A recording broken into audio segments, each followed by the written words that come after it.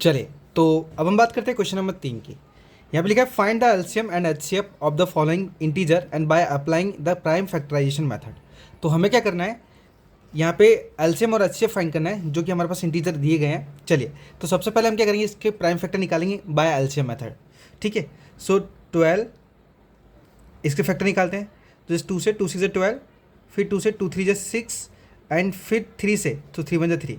तो एग्जैक्ट हमारे पास जो 12 के प्राइम फैक्टर है ना, वो 2 × 2 × 3 होंगे।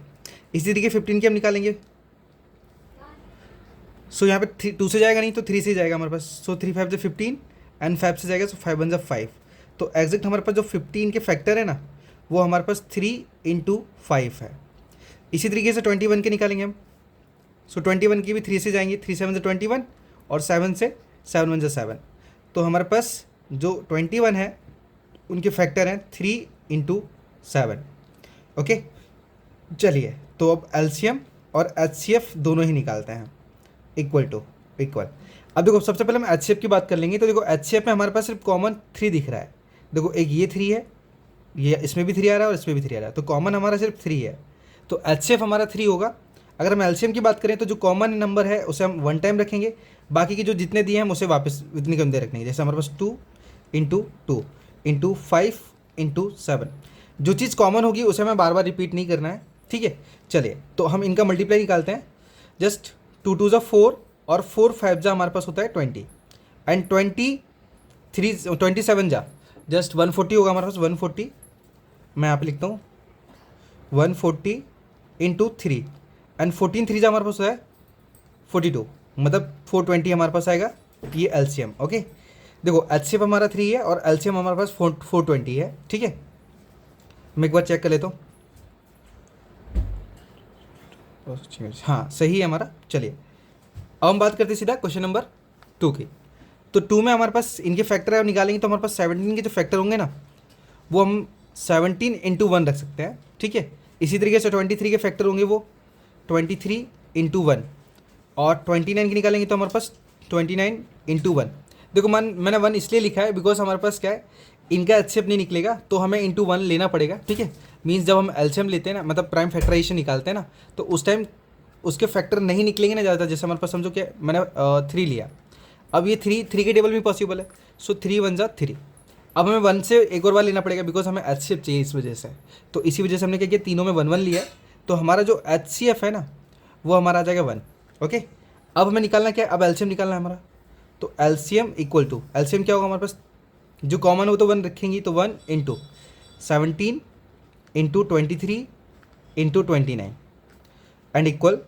अब हम क्या करेंगे, आपस में मल्टीप्लाई करेंगे तो 17 के इधर करेंगे तो वो तो 17 ही आने वाला है। अब मैं क्या करूँ, इसे अरेंज कर देता हूँ, 23 पहले लिख देता हूँ बिकॉज मल्टीप्लाई करने में थोड़ी आसानी होगी। × 29।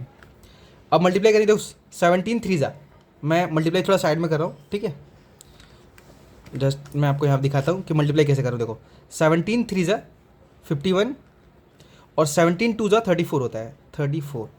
इनको ऐड करते हैं तो 1 5 4 9 होगा हमारे पास और 3। तो एग्जैक्ट हमने दोनों का मल्टीप्लाई किया तो 3 9 1 आ रहा है, 3 9 1 × 29 इक्वल टू। अब 29 का इधर करते हैं। सो 29 1 जा हमारे पास होता है 29 × 29 9 जा हमारे पास 121 होता है। नहीं, रुक जाओ, जस्ट एक बार चेक कर लेता हूँ मैं। और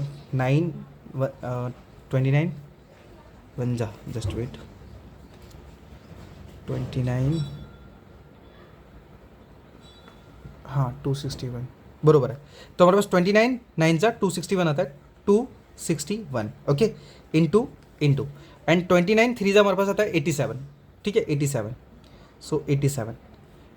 अब हम क्या करेंगे, इसे ऐड करेंगे तो 9 और 2 और 1 होता है हमारे पास 3 और 6 और 7 13, जस्ट कैरी 1।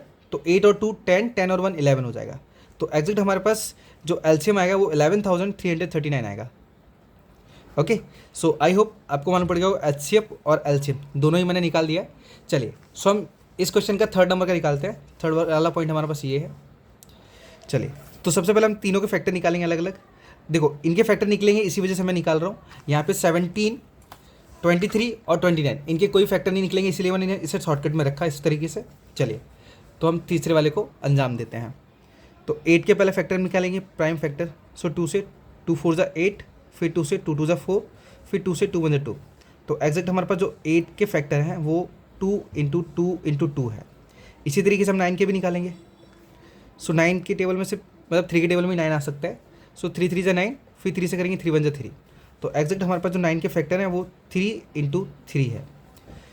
25 के भी निकालेंगे। सो 25 के टेबल मतलब 5 के टेबल भी 25 आता है। सो 5 5 ज़ा 25 और 5 1 ज़ा 5। तो 25 का फैक्टर हमारे पास 5 इंटू 5 है। अब जस्ट हम यहाँ पे भी चेक करेंगे ना, हमें एच भी चाहिए। तो एच तो निकल ही नहीं रहा है, तो क्या करना पड़ेगा, हमें 1 से एक बार और बताना पड़ेगा सब में, जिससे क्या एक नंबर और मिल जाएगा हमें फैक्टर के रूप में।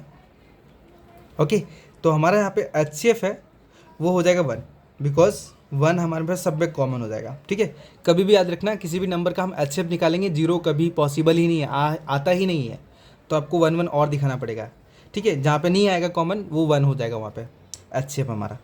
एलसीएम की बात करते हैं, तो एलसीएम क्या करेंगे, जो कॉमन है वो तो रखेंगे हम उसे, लेकिन बाकी के जो रिमाइंडर बचते हैं उनको भी ले लेंगे। सो 2 इंटू 2 इंटू 2 जस्ट 3 टाइम हमने ले लिया। फिर 3 इंटू 3 जस्ट 2 टाइम ये ले लिया हमने। फिर इंटू 25 को भी ले लिए 5 इंटू 5। ओके, जस्ट हमने क्या किया, सारे फैक्टर्स को ले लिए। अब उनका मल्टीप्लाई करते हैं। तो मल्टीप्लाई करने का मतलब तरीका क्या है हमारे पास, 2 और 5 का हम पहले करेंगे। देखो 5 5 ज़ा 25, 25 2 ज़ा 50, 50 2 ज़ा 100 और 100 2 ज़ा 200 और 200 का 1 से करेंगे तो 200 ही आएगा। इंटू 3 3 ज़ा हमारे पास 9 हो जाएगा एंड इक्वल टू 9 2 ज़ा 18 एंड 0 हमारे पास जितने हैं वो एज इट इज आ जाएंगे। तो एग्जैक्ट हमारे पास जो एलसीएम है वो 1800 निकलेगा। ठीक है, सो आई होप सारे के सारे क्वेश्चन का आपको प्रॉपर तरीके से आंसर मिल गया हो कि किस प्रकार से निकालना है। सो चलते हैं हम नेक्स्ट क्वेश्चन के ऊपर।